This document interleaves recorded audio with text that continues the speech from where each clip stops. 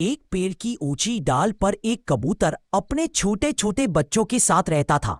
वह हर रोज दाने लाकर अपने बच्चों को खिलाता था। एक दिन अचानक तेज तूफान आया, पेड़ हिलने लगा, बच्चे डर गए, लेकिन माँ कबूतर ने हिम्मत नहीं हारी। उसने अपने पंखों से बच्चों को ढक लिया और उन्हें सुरक्षित रखा। तूफान रुकने के बाद उसने फिर से घोंसला बनाया और बच्चों को उड़ना सिखाया।